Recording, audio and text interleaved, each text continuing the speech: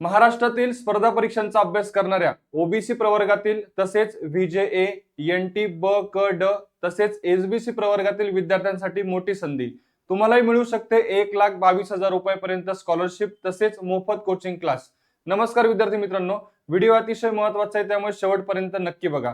विद्यार्थी मित्रांनो, महाज्योती व वनआरटी या स्वायत्त संस्थेकडून स्पर्धा परीक्षा पूर्व प्रशिक्षण कार्यक्रम 2026-27 करिता जाहिरात प्रसिद्ध झाली आहे। आता या अर्जाचे नेमकी शेवटची दिनांक काय असेल, अर्ज कुठे करावा, कोणती कागदपत्र लागतील या संबंधी संपूर्ण सविस्तर माहिती आपण या व्हिडिओच्या माध्यमातून बघणार आहोत। व्हिडिओ अतिशय महत्त्वाचा आहे त्यामुळे शेवटपर्यंत नक्की बघा। विद्यार्थी मित्रांनो, आता आपण बघू शकतो की सुरुवातीला आता महाज्योती आणि वनआरटी या स्वायत्त संस्थांमार्फत जाहिरात आलेली आहे। आता बघा, तुम्ही जर महाज्योतीची जी काही ऑफिशियल वेबसाईट आहे या वेबसाईट वरती तुम्ही जर गेलात तर या ठिकाणी बघा नोटीस बोर्ड या सेक्शन मध्ये जर क्लिक केलं, या क्लिक केल्यानंतर खाली बघा इथे तुम्हाला दिसेल ऍप्लिकेशन, बघा application for competitive training program 2026-27 training. Okay, मग या ठिकाणी बघा आपण इथे क्लिक हिअरची आपल्याला देण्यात आलेला आहे, टॅब देण्यात आलेली आहे। यावरती इथे तुम्ही क्लिक केलं तर साधारणतः इथे परिपत्रक बघा, परिपत्रक आणि रजिस्ट्रेशनची लिंक या दोघही गोष्टी आलेल्या आहेत। ओके, मग आता या ठिकाणी बघा आपण रजिस्ट्रेशन परिपत्रकावरती जर क्लिक केलं तर आपण बघू शकतो या ठिकाणी 2026-27 करिता जे 10 ऑगस्टचं हे परिपत्रक आहे हे प्रसिद्ध झालेलं आहे आणि या संबंधित संपूर्ण या परिपत्रकामध्ये नेमकी काय माहिती दिलेली आहे, वयोमर्यादा किती आहे, कोणत्या परीक्षेसाठी तुम्ही अर्ज करू शकता या संबंधित संपूर्ण माहिती आपण बघूया। चला, आता बघा हे जी काही जाहिरात आहे हे बघा महाज्योती आणि वनआरटी या संस्थेमार्फत या ठिकाणी जाहिरात आलेली आहे, बरोबर। आता याच्यामध्ये स्पर्धा परीक्षा मोफत पूर्व प्रशिक्षण 2026-27 महाराष्ट्र शासनाच्या व इतर मागास बहुजन कल्याण विभागाची विशेष योजना आहे। आता हे जे प्रशिक्षण आहे पूर्णपणे तुम्हाला मोफत असणार आहे। त्याच्यानंतर तुम्हाला ऑफलाईन स्वरूपाचं हे प्रशिक्षण असेल आणि अनिवासी स्वरूपाचं हे प्रशिक्षण असणार आहे। ओके, आता याच्यामध्ये आपण बघू शकतो बघा 10 ऑगस्ट 2026-27 10 ऑगस्ट 2026 ला हे परिपत्रक आलेलं आहे। सन 2026-27 या आर्थिक वर्षात राबविण्यात येणाऱ्या स्पर्धा परीक्षा पूर्व प्रशिक्षण योजनांचा तपशील। ओके, मग याच्यामध्ये जी काही माहिती दिलेली बघा, इतर मागास बहुजन कल्याण विभागांतर्गत महात्मा ज्योतिबा फुले संशोधन व प्रशिक्षण संस्था महाज्योती नागपूर तसेच वसंतराव नाईक संशोधन प्रशिक्षण संस्था वनआरटी नागपूर यांच्या मार्फत सन 2026-27 करिता खालील नमूद परीक्षेच्या पूर्व प्रशिक्षणासाठी मोफत ऑफलाईन व अनिवासी पद्धतीने प्रशिक्षण देण्यात येत आहे। त्याकरिता इच्छुक व विद्यार्थ्यांकडून ऑनलाईन पद्धतीने अर्ज मागवण्यात येत आहे, त्या संबंधीच्या सूचना आपल्याला दिसून येतात। आता बघा तुम्ही कुठल्या म्हणजे महाज्योतीसाठी कुठले साधारणतः कोर्सेस आहेत आणि वनआरटी साठी कुठले कोर्सेस आहेत आपण बघू शकतो। आता महाज्योतीसाठी बघा संघ लोकसेवा आयोग प्रशिक्षण म्हणजेच आपण ज्याला यूपीएससी म्हणतो, बरोबर। यूपीएससी साठी तुम्ही अर्ज करू शकतात। त्याच्यानंतर वनआरटी साठी सुद्धा तुम्ही यूपीएससी साठी अर्ज करू शकतात। त्यानंतर 2 नंबर महाराष्ट्र लोकसेवा आयोग राज्यसेवा प्रशिक्षण, इकडे सुद्धा महाराष्ट्र लोकसेवा आयोग राज्यसेवा प्रशिक्षण। त्यानंतर महाराष्ट्र अभियांत्रिकी सेवा म्हणजे एमईएस। ओके, तर वनआरटी साठी सुद्धा एमईएस या ठिकाणी तुम्हाला दिसून येतं।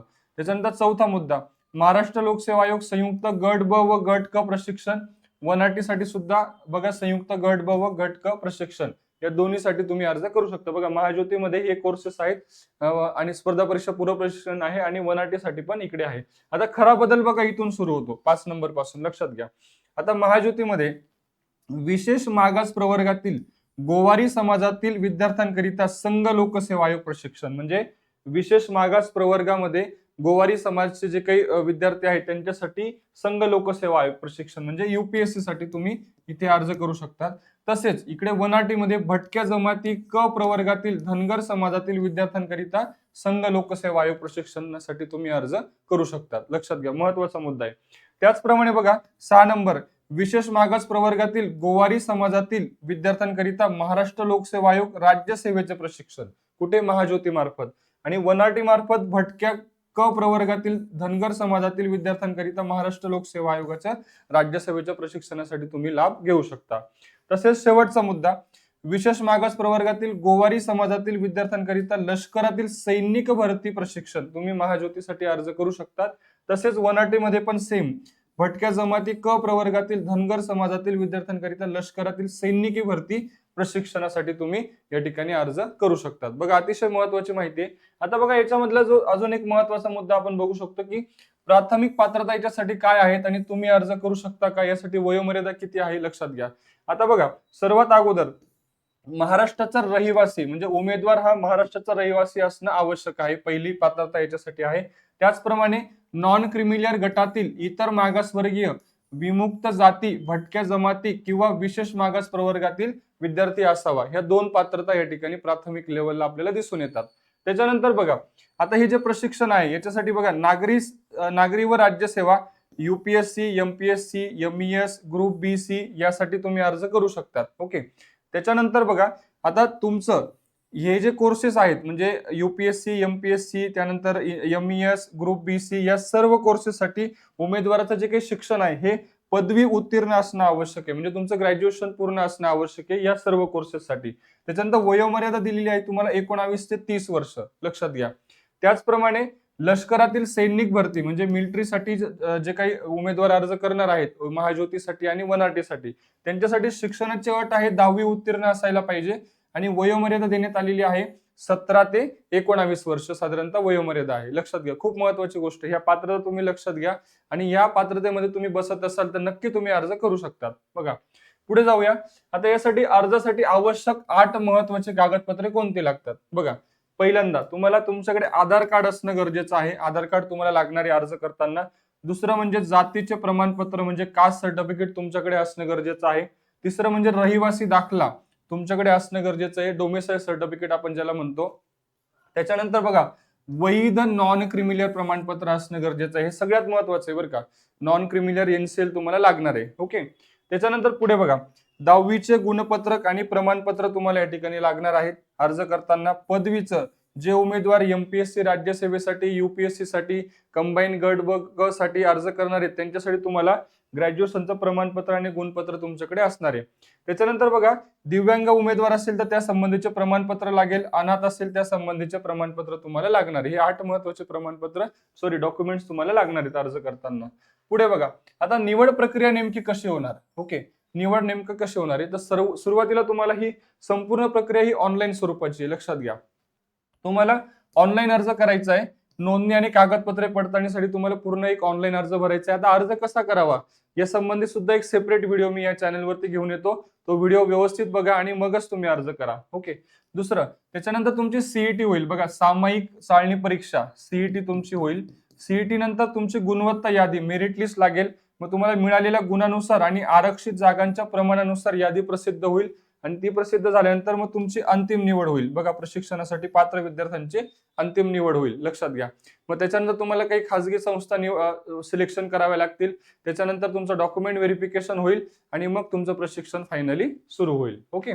त्याच्यानंतर पुढे बघा, आता अर्ज कसा करावा आणि महत्वाची अट काय आहेत लक्षात घ्या. सुरुवातीला तुम्हाला महाज्योती आणि 1RT यांची जी काही ऑफिशियल वेबसाईट आहे त्या वेबसाईटवरती जायचंय.